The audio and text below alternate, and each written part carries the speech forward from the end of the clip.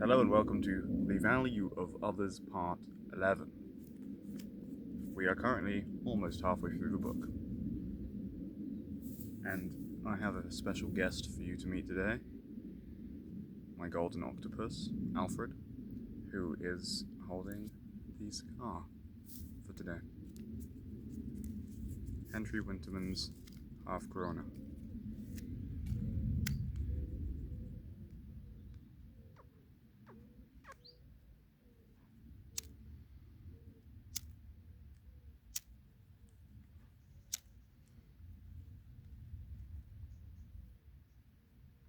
Radio. And then I have limited edition coffee mug with delicious coffee. Hopefully it doesn't get full of flies like last time. Radio.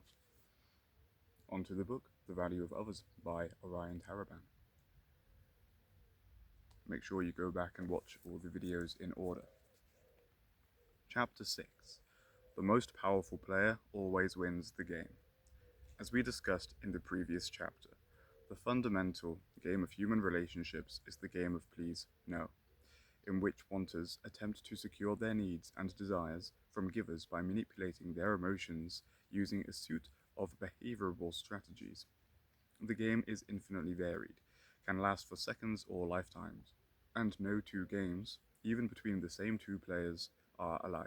Given the endless plasticity of the game, you might be forgiven for thinking there is an equally inexhaustible number of ways in which the game could end. However, this is not the case. In practice, the outcome of the game depends on a single factor. In every interaction, it in every iteration, it is the more powerful player who wins the game. Many people are uncomfortable discussing power, yet this reticence does not prevent power from permeating every interaction of every relationship on the planet. Power differentials may well be an inescapable dimension of human relationships. This is because equality is an abstraction that is neither supported by the evidence of our senses, no two blades of grass are exactly the same, nor conducive to exchange, in which unequal goods of comparable value are transacted. People are equal only in the abstract, but this abstraction is useful. It keeps societies from going too far off the rails. However, you need only look at people, and your eyes will perceive that inequality is the rule. Listen to them, and your ears will confirm this belief. In any case, if inequality is the rule among people, then it would be strange if power were somehow exempt from this general principle. If you can concede that no two people in a relationship can enjoy an equal share of power, then you must admit that at any given moment, in any given relationship, one person is more powerful than the other. Moralizing about, or inveighing against, this logical deduction does nothing to change reality. And just to be clear, the unequal distribution of power is not inherently bad. If an unstoppable force met an immovable object, nothing would happen. It is the inequality of power that drives motion and change, and it is the principal means whereby people get what they want, irrespective of their desires. Of course, power can also become tyrannical and corrupt. My point here is merely that power isn't intrinsically evil. Now, if power is an inescapable dimension of relationships, and if relationships are the media in which people transact for their needs and wants, then people can't not interact with power. As a consequence, it is probably in everyone's best interests to accept this reality and learn to navigate power dynamics as effectively as possible. The most powerful players of the game of please no thrive in the wildest possible sense of the word. In the widest possible sense of the word. For those with less power only do not thrive. For those with less power not only do not thrive, but they they exist at the tenuous mercy of those with more. See, I try to be more here and engaged and look at the camera, but every time I do that, I'll kind of missay a word. Not every time, occasionally. I'm learning to read the book, but not just be purely looking down here, but be. Interestingly, when people object to this conceptualization, how they object typically reveals where they understand themselves to reside in the power dynamics within which they habitually operate. For instance, those who rail against power structures or clamor for an equal distribution of power generally believe themselves to be the less powerful players in the game. Morality aside, most people don't have a problem with a game they can consistently win, and if the game of please no is ultimately decided by power, it would stand to reason that those most uncomfortable with power imbalances have not yet learned to be successful players.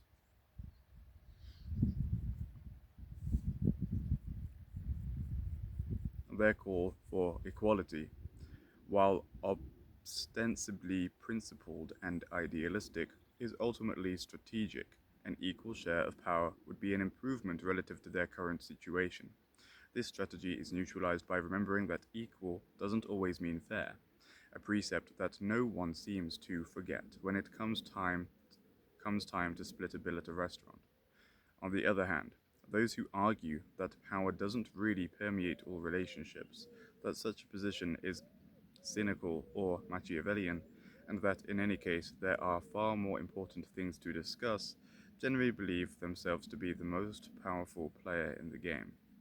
One attribute of power is that it can decide what can't be discussed, and if power can't be discussed, let alone recognized, then this silencing functions to protect the privilege of the more powerful party. Keep in mind that such people are often legitimately in denial about their own power, as this coping mechanism not only suppresses any guilt reactions with respect to exercising their privilege, but also helps to maintain a preferred self concept. This is because people would generally prefer to believe that their good fortune is more attributable to socially desirable personality attributions, to virtue, say, or a good work ethic, than to power itself. It's all in the mind. Now let's get a bit more concrete. If the outcome of the game of please no always hinges on power, then we need to be clear about what it is, what it isn't, and how it actually operates. My working definition of power is that it is the ability to get other people to act in the service of your goals. It's the ability to get other people to do what you want. That's power. And while my hunch is that few people would take issue with this definition, my experience is that most people don't understand it. And this misunderstanding is typically due to a conflation of the ability to get people to do what you want, which is real power, with the means you might use to achieve this end. It may sound strange, but, strictly speaking, power is not wealth or status or physical strength. It may look like it is from the outside, but in reality it is none of these things. It is, if it were, how could we possibly account for the seemingly endless number of celebrities, moguls, and politicians who have been bested throughout history by those who were weaker, poorer, and more lowly? Those who instigate the fall of such individuals must be the more powerful players. Otherwise, we would be forced to concede that weakness is really strength, poverty is really riches, and abasement is really exaltation. If power inhered in money or muscle or prestige, then those who have more of these things should never lose to those who have less, which is clearly not the case. The way through this apparent paradox is to appreciate that power is not material, it's psychological. As we'll see, even when material means are used to motivate others, the actual lever that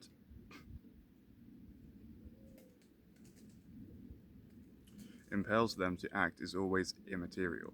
It is the excitation of a thought or feeling inside the person being moved. If the means fail to incite the intended experience, then they fail as strategies in the game and are contextually devoid of power. For instance, wealth generally succeeds in motivating others to act to the extent that it inflates desire. As such, this strategy is a form of seduction, and is generally as useful to motivating action in the non desirous as food is in someone who won't eat, who just ate. Physical strength and status operate through similar mechanisms, namely the stimulation of fear and awe, respectively, without the provocation of their respective emotions. These strategies are functionally powerless to achieve their intended ends. Intimidation that fails to elicit fear isn't intimidating. Status that fails to elicit awe isn't prestigious. These strategies only exist retrospectively, retroactively. They are created by their outcomes.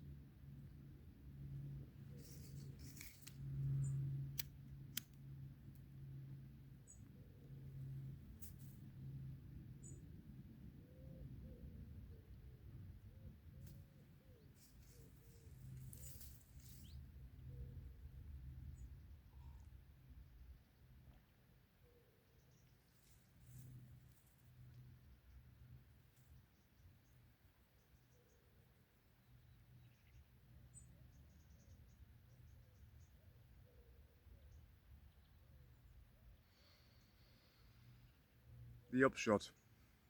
The upshot is that if things like money, status, and physical strength only motivate others to act to the extent that they succeed in exciting certain psychological states, and if it's possible to excite these states without things like money, status, and strength, then we have to conclude that people do not need to be rich, prestigious, or strong in order to be powerful. Like an elephant, they're not rich. Maybe they've got a bit of prestige, but I wouldn't say they're particularly famous as individuals or wealthy as a human is. But elephants have power. Power and, well, we've got strength. Anyway, very abstract example from the animal kingdom.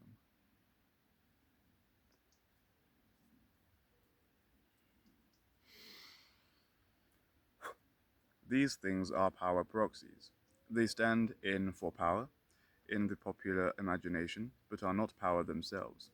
And those who have these things often learn too late that their mere possession does little to protect them from those with real power. The easiest way to approach this idea is to imagine a German shepherd cowering before a chihuahua. Maybe you've even witnessed such an encounter yourself. In that moment, the shepherd has forgotten its size and strength, forgotten that it could literally bite the smaller dog in half, and the chihuahua has forgotten its size and strength, forgotten its relative physical vulnerability, and the scene plays out as described. This is because the game is not enacted in material reality but in psychological reality. For whatever reason, that Chihuahua was able to convince that shepherd that it was something to be feared, something to be reckoned with. It was true in the shepherd's mind, so the shepherd perceived it to be true in reality and responded accordingly. And if the situation were reversed, with the little Chihuahua cringing before the big shepherd, the mechanism of action would have been exactly the same. In this case, at least, size doesn't matter. The dog that is intimidated is not the dog that is smaller, it's the dog that becomes afraid. The same scenario plays out between people. If intimidation operates through the manipulation of fear, then in order to intimidate, it needn't be bigger or stronger or tougher than you. That could help, but only to the extent that you fear the imagined harm made more possible by those relative advantages. In order to intimidate, I would only need to succeed in evoking fear in you, a fear that may be more effectively stimulated with words than with statures. What's more, being physically strong doesn't make someone impervious to fear. People can be big and afraid, and small and afraid. Similarly, being rich and prestigious doesn't make someone immune to seduction and awe. People can be rich and desirous, and poor and desirous, lofty and hopeful, and lowly and hopeful. This is why these qualities are proxies. Not only are they not real power, but they also offer no inherent protection from those who actually possess real power. In this way, those who possess wealth or strength or prestige without possessing the capacity to resist emotional manipulation are functionally living in society with enormous targets on their backs. Once their power proxies attract the envious, their downfall will only be a matter of time. Fortunately, there is a way to prevent this outcome. As previously discussed, most of the behavioral strategies in the game of Please No are emotional manipulation techniques. And this is good news with respect to prevention, as it's technically not possible to be emotionally manipulated by another person. On some level, only you can emotionally manipulate yourself, and if you deeply understand this reality, then you will never allow anyone to hold power over you again. To appreciate the truth of this statement, we need to examine the mechanism of emotional manipulation. How does it work? Basically, emotional manipulation occurs when someone, through their words or actions, succeeds in insinuating an idea into your head that in turn stimulates an emotion that, for whatever reason, you find difficult to tolerate. You do not like experiencing that emotion. It is painful or distressing to you, even if, as with unfilled hope or unsatisfied desire, the underlying emotion isn't negative. This someone then draws your attention to a behavioral alternative that, in the game of this interaction, is held out to you as the means of escaping that unpreferred emotion. We typically maintain that we've been emotionally manipulated when we act on that alternative as a means of getting away from this unpreferred emotional state. However, in actuality, we manipulated ourselves. We manipulated ourselves when we validated the insinuated idea, which is what caused the florence of the distressing emotion. We manipulated ourselves when we narrowed our focus to exclude all other possibilities for action beyond those presented by the other party, which is what limited the effectiveness of our response. And we manipulated ourselves when we refused to tolerate the painful emotion aroused within us, which is what motivates us to surrender to the impulse or consent to the behavioral alternative. If we neither validated the idea, nor narrowed our focus, nor refused to tolerate the emotion, then the attempt at emotional manipulation would not have been successful. It worked because we manipulated ourselves at the suggestion of another. In reality, we have many opportunities to covertly interrupt an attempted emotional manipulation. Chief among them is the application of emotional resilience.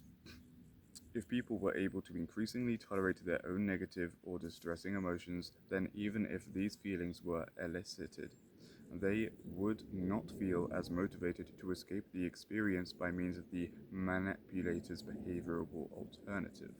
The ability to abide in discomfort without demonstration is inestimably useful. Indeed, this is the single most important attribute givers can possess in the game of Please No. If givers can arrive at a place where they can experience their emotions without taking action, or even better, where they can disrupt the cognitive chain of events before the emotions even materialize, then they will be impervious to all the emotional manipulation techniques wanters utilize to get what they want. Such givers might not win, but they can never lose.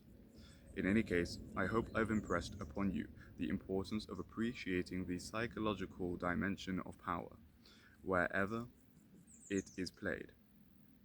This is the stage upon which the outcome of the game is decided. Will wanters succeed in eliciting the appropriate emotional experience in givers to get what they desire? Or will givers succeed in resisting the emotional impulses insinuated by wanters to abide without action? Either way, the more powerful player will win the game.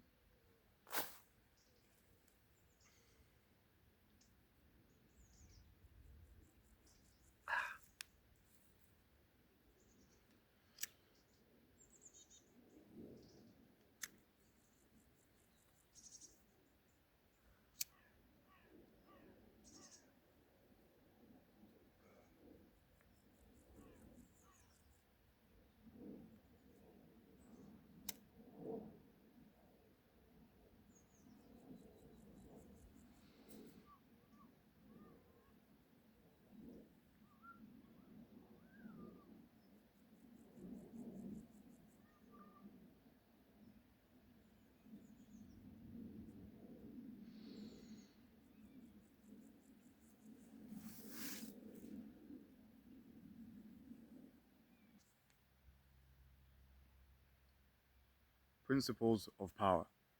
If power is psychological, then how can we recognize the more powerful player? It turns out there are many signs. If we only learn to see them, after watching thousands of playthroughs, I've identified numerous behaviors and attributes that reliably predict the outcome of the game. However, I'll limit myself here to 10 of the most common signals. I call these principles of power. And all other things being equal, the players who demonstrate more of these principles to a greater extent will win the game. If it is the wanters, they will get what they want. If it is the givers, they will keep what they have. The first principle is that the more powerful person is the one who moves less. Since this is overtly apparent, this is one of the easiest signs to identify. Consider a kingdom. In the center of a castle, the king sits unmoving on his throne, while the entire court revolves around him. If people desire an audience, they must come to him, and the effort expended in doing so is a testament to his power. The greater the effortful motion, the greater the recognition of the king's power. And since power is the ability to get others to act, it makes sense that the more powerful player would move less, if at all. The power of a king is easier to see. He is mighty and strong. However, it's important to recognize that power doesn't always look like this. Paradoxically, it is often the weaker player who is the more powerful. The most obvious example of this truth is an infant child, who simply lies there while the rest of the house scurries around to attend to its needs, albeit through slightly different pathways. Expressing weakness is also the basic principle behind the core strategies of pity and victimization discussed in the previous chapter. The weak move to the strong. However, the truly weak stop moving entirely and become more powerful as a result. In the game of mating and dating, this relative lack of motion can assume many forms. For instance, the more powerful players are typically the ones who initiate less, are slower to respond, and use fewer words in their communications. If you don't believe me, just compare your emails to your boss with your boss's emails to you on these 3 dimensions. It is the privilege of the powerful to take their time, dispense with formalities, and forego responding altogether. However, the same behaviors in the less powerful would read as insubordination. Another way to consider power is to observe who goes to whom. When dates are planned, for whom are the logistics more convenient? It's assumed that the time of the more powerful is more valuable, so they are less likely to make concessions as to time and place. On the other hand, the less powerful are expected to make a greater effort to accommodate scheduling requests. Again, this is why you go to your boss's office, and your boss doesn't come to yours, for you, or you meet halfway. Finally, we can appreciate how certain personality traits like stubbornness or selfishness can be associated with power. Given the unflattering nature of these traits, their prevalence would be puzzling were it not for their effectiveness. Disadvantaged players can often win the game by simply refusing to budge, or by being too difficult or irrational to negotiate with. In fact, this is one of the best strategies for more incompetent players, who may not possess much value with which to otherwise transact their relationships.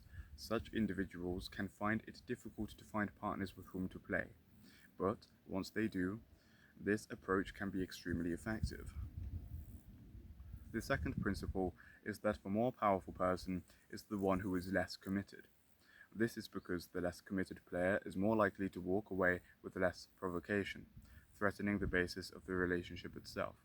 In some cases, more competent players are less committed, as they are confident in their ability to get what they need or want elsewhere. If any given partner proves too difficult or inconvenient, however, in most cases it is less invested players who are less committed. This means they would have less to lose, either materially, emotionally, or both, if the relationship were to end.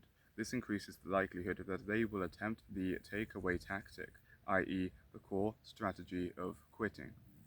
And it is also and it also decreases the susceptibility to the same tactic when it is used against them.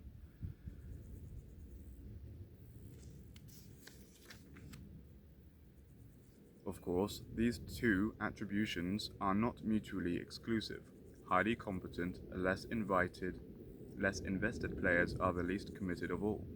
On the other hand, more committed players, either because they are less competent, more invested, or both, exist at the mercy of the less committed as a function of their commitment.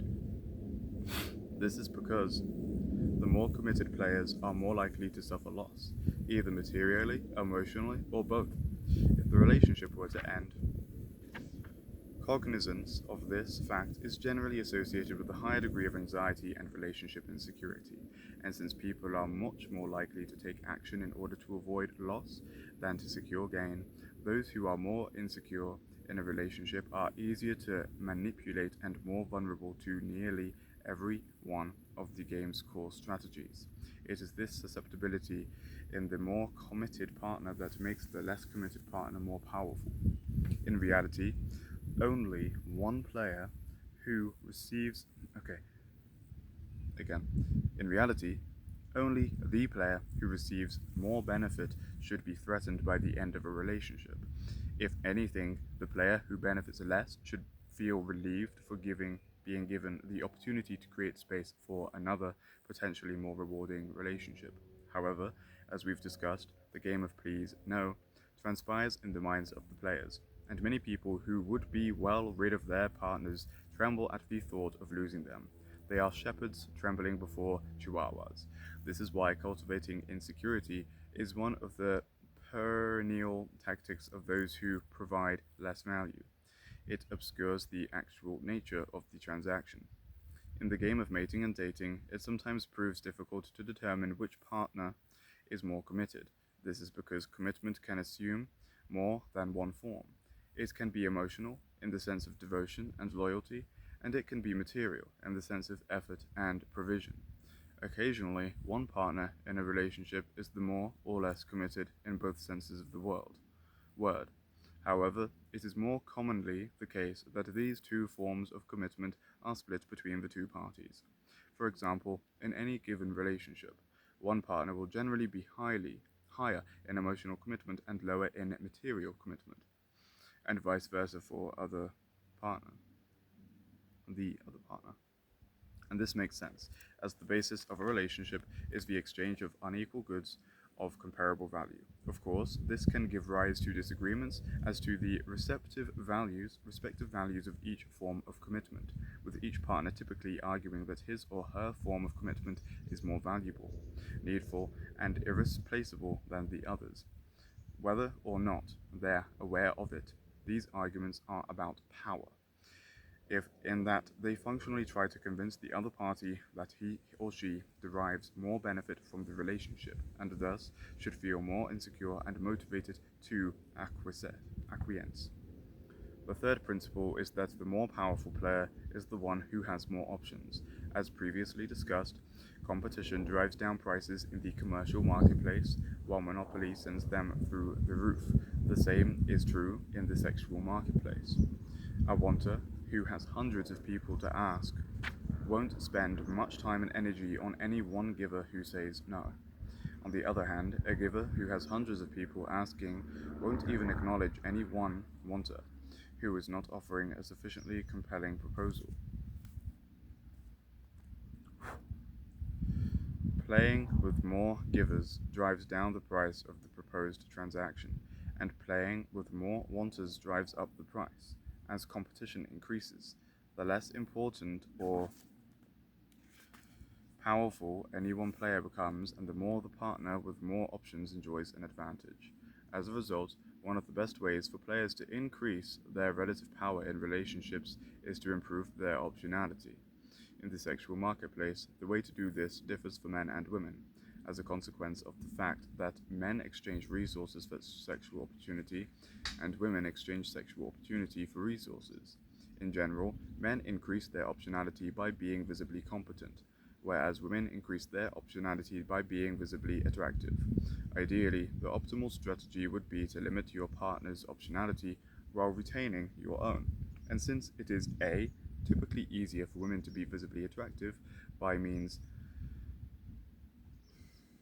of technologies like social media than for men to be visibly competent, which can require years of effort, and B, most men would entertain a sexual relationship with most women, but most women would not entertain a sexual relationship with most men. Women are typically the more powerful players in sexually exclusive relationships. This is because players in sexual this is because women enjoy more passive optionality than men, who, if they are constrained for actively cultivating their optionality, will typically not be able to close the gap. Keep in mind that this optionality increases players' power, irrespective of whether they choose to act on it, which is something else entirely. At least theoretically, it is possible for players with a host of options to remain emotionally loyal to or sexually exclusive with their partners. In practice, to be emotionally in practice, however, it is more difficult for the player with more options to be emotionally committed or sexually exclusive for a variety of reasons, chief among them being the relationship between price and competition. Over time, it will be harder for a giver with more options to accept a less desirable offer when more desirable offers are available, and it will be harder for a wanter with more options to pay higher costs when less expensive options are available. These conditions typically increase relationship dissatisfaction over time, and make it more likely that smaller problems will exacerbate that different discontent. Among other things, this helps to explain the behavior of men and women on online dating apps. Since men perceive that they have lots of potential options, after all, it seems like it's just him and an endless supply of women, and every woman competes against every other woman. This drives down the price of the proposed transaction. From his perspective, it is apparently a wanter's market. As a result, men are increasingly emboldened to transact for the sexual opportunity at the lowest possible price point. However, all judgment aside, we can see that this behavior is entirely rational, given our various assumptions. In that sea of infinite options, there must exist a comparable option who can be acquired more cheaply, so why pay more than you need to? On the other hand, since women also perceive that they have lots of potential options, after all, it seems like it's just her and an endless supply of men, and every man competes against every other man, this drives up the price of the proposed transaction. From her perspective, it is apparently a giver's market. As a result, women are increasingly emboldened to transact their sexual opportunity at the highest possible price point. This is why nearly every woman's dating profile explains that she is looking for a serious, committed relationship, and that men who are looking for sex should swipe left. Such women are attempting to acquire the most resources for the least sexual opportunity, and all judgment aside, we can see that this behavior is also entirely rational, given our various assumptions. In that sea of infinite options, there must exist a comparable option who is willing to pay more. So why settle for less? And this, at least partly, explains the counterintuitive fact that fewer and fewer people are entering into relationships as online dating becomes more and more prevalent. Since men and women transact for different goods, their perceived optionalities operate in different directions. To men, optionality suggests that sexual opportunity should be less expensive. To women, optionality suggests that sexual opportunity should be more expensive. This has produced an ever-widening gap between their respective valuations for the same opportunity, making it increasingly difficult, if not impossible, to negotiate a transaction. The fourth principle is that the more powerful player is the one more willing to sacrifice. Since this principle is associated with loss, it is an often unacknowledged source of power. However, As we'll see, this is precisely its opportunity. This is because competition affects the means to power as well. The more power vie for power in a particular the more people vie for power in a particular way, the more of that power any given individual will have to acquire in order to benefit from its application. For instance, while it is significantly above average, a six-figure income doesn't mean much in a world that contains billionaires. Since most people are vying for power using the money proxy, they will need to acquire an ever increasing amount of it in order for that power to be useful. As you might imagine, this doesn't work out the way most people hope. Pursuing power through a method that fewer people utilize is a much more savvy approach. One way to do that is through sacrifice, or at least through willingness to sacrifice. This looks like uh, this looks a little different depending on whether a player is a wanter or a giver, so we'll look at each position in turn. First, the wanters. One of the best ways to get what you want in life is to be willing to do whatever it takes to get it. Note the word willing. If a player is willing to do something, actually doing that something often becomes unnecessary. This is because willingness, if properly executed, is not only imbued with a special power derived from conviction, but it also communicates that all rejection and rebuttal will be a useless waste of time. So why even bother? This effectively ends the game of in favor of the wanter.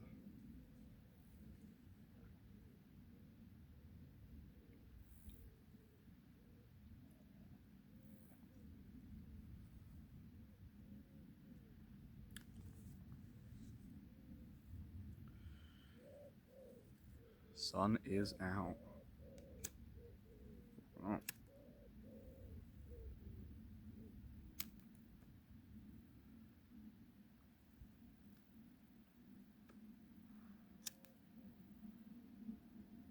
But the lighter being in the heat and the sun has suddenly made the flame way bigger.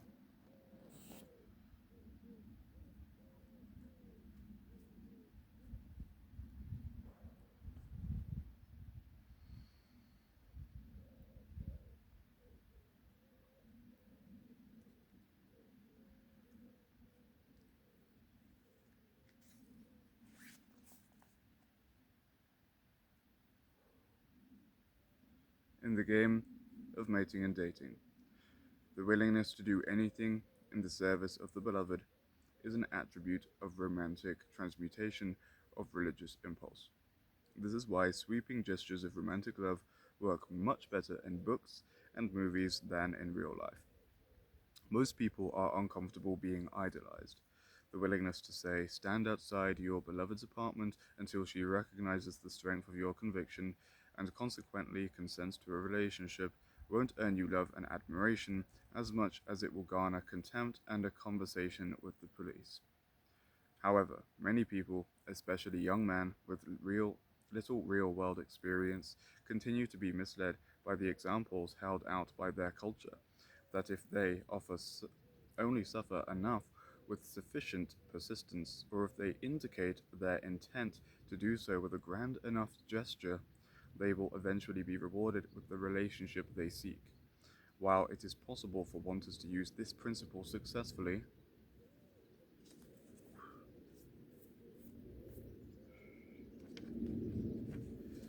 it must be done with the utmost tact, firmness, and humility. This is because the willingness to do whatever it takes can't be a bluff, and it generally requires some action in the direction of approximating the sacrifice to communicate its sincerity. Wanters should employ this strategy in the sexual marketplace cautiously, if at all.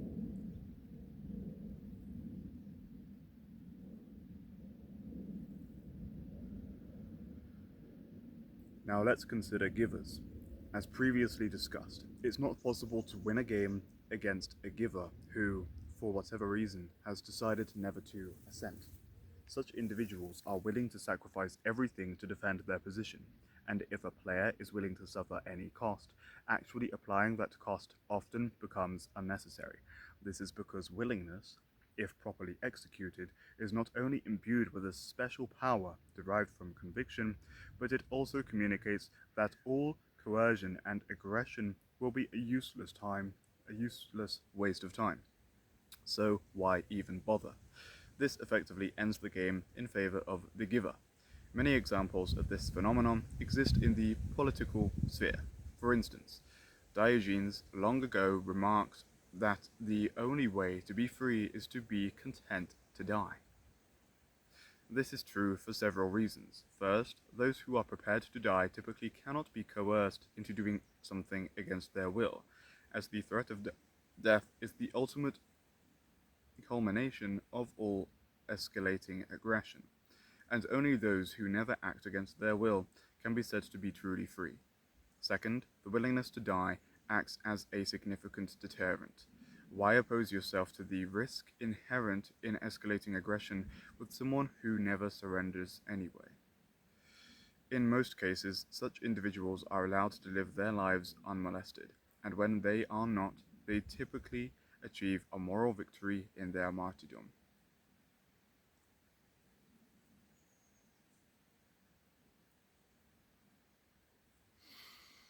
In any case, players with a stronger will, as shown by their willingness to sacrifice in the service of their goals, are generally associated with a greater share of power in any relationship.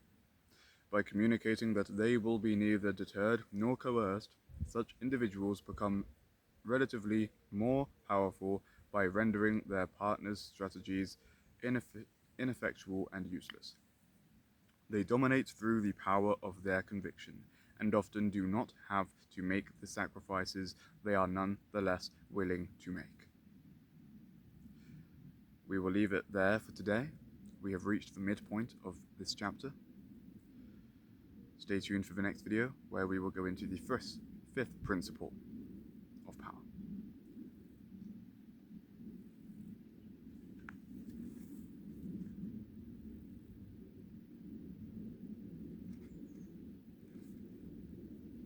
And let me just add that if you'd like to further explore the topics presented so far in this chapter, please click the link below to access a curated playlist on Dr. Orion Taraban's Psych Hacks channel on YouTube.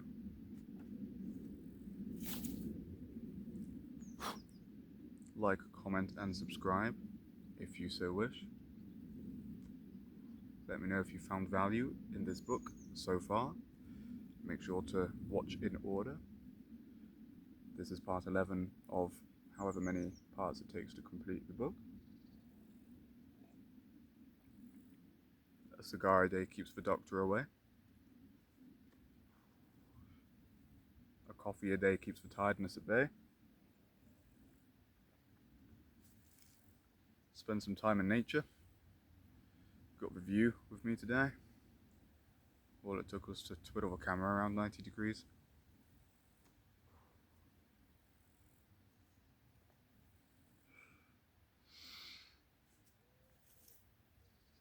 And now it's time for a mini personal promo.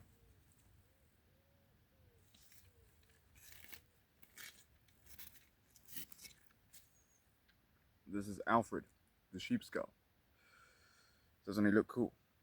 This guy was sourced from the Black Mountains in Wales, just like this. I sell animal skulls and bones on my Etsy shop.